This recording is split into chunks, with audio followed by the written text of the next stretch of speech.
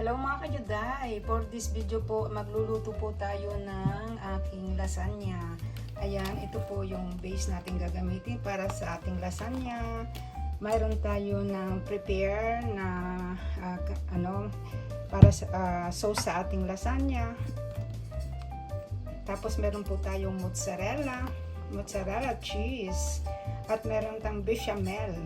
Ayan, pang lasagna. At meron din tayong Parmesan cheese. Siyempre, dito natin po iluluto ang ating lasagna. Kaya tara, samahan nyo si Juday. Una muna mga kajuday, ating hiwain ng ating mozzarella. Hiwain natin ng maliliit para madali na natin siyang ibudbud sa ating isang base para sa ating lasagna.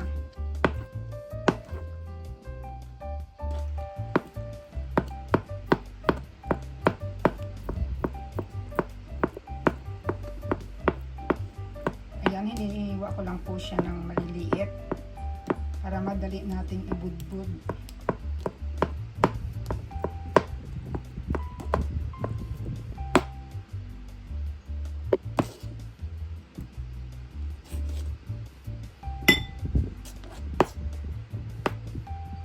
Ayan mga kajuday, nahiwa na natin ang ating mozzarella. Ngayon po ay uumpisahan na natin ang ating paggawa ng ating lasagna. Una muna mga kajuday, maglalagay tayo ng bechamel. Ayan, lagyan muna natin to sa ilalim para po yung ating lasagna ay hindi dumikit. Ayan, at masyadong malapot. Ayan, ikalat na lang natin. Ayan, ikalat na lang muna natin mga kajuday. Kailangan nating hawakan kasi gumagalaw po yung ating baking paper. Kasi gusto ko po siyang lagyan para at least maganda rin yun, para hindi dumidikit po yung ating mga niluluto.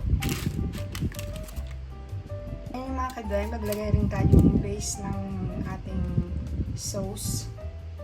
Ayan, ikalat din natin.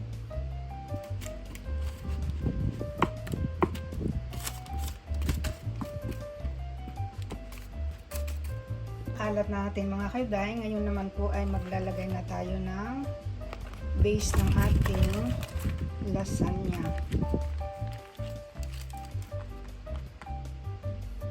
Nakapaglagay na tayo mga kajuday. Ituloy ang susunod. Lalagyan ulit natin ng bechamel. Ayan, sa unang base ng ating lasagna. Nakalat na natin mga kajuday. Lalagyan ngayon, sunod natin yung pang ginawa din natin kanina. Lagyan na ulit natin ng ating sauce. Ayan, tapos ikalat ulit natin.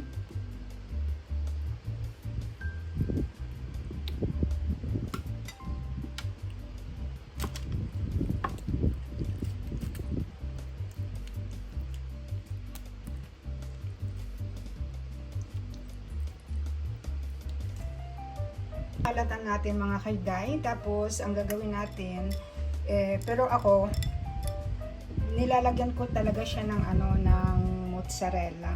Ayan.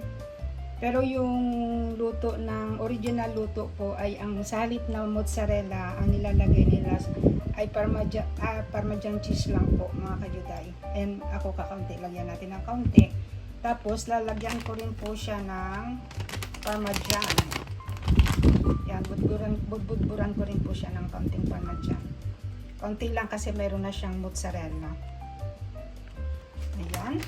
Tapos, sunod ulit natin yung ating padalawang base ng ating. Ganun lang ang procedure mga kajuday hanggang sa na siya, mapuno.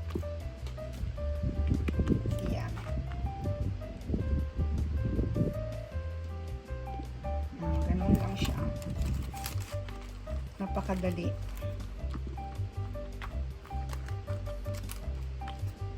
Yan, lagyan ulit natin siya ng bechamel. Ayan. Tapos ikalat na uli. Yan mga kajuday, ito na po yung huli na base ng ating lasagna. Ito na po yung pinakahuli. Ayan, ganun lang procedure lagi. Lagyan ng bechamel, lagyan ng karne, mozzarella. Ayan mga kajuday, nilalagyan mabuti natin ng bechamel kasi may pagka hindi masyadong may tendency po na matigas ang kalalabasan po ng ating lasagna na says na hindi masarap po. Dapat siya yung malambot ang pagkalasanya para masarap. Yan mga kajuday, lalagay na natin na itong last na karne. Yan, ikakalat din natin. Yan, medyo kinapos ata tayo sa ating sauce kasi nga malaking lasagna kasi to, ilang base din ito, may 4 o 5. Ayan, kalat lang natin ng ating karne.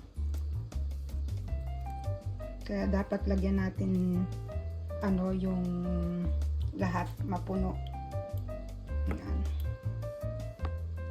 Yan mga kajuday, lalagyan na natin ng ating huling lagay ng mozzarella.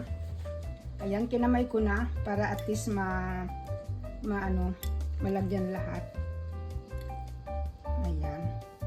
Hindi na natin siya lalagyan ng parmesan. Dandamihan na natin yung mozzarella kasi masusunog agad ang parmesan.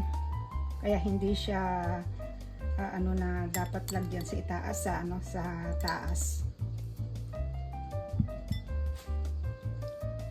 Ayan mga kajuday, so ready na siyang ilagay sa oven na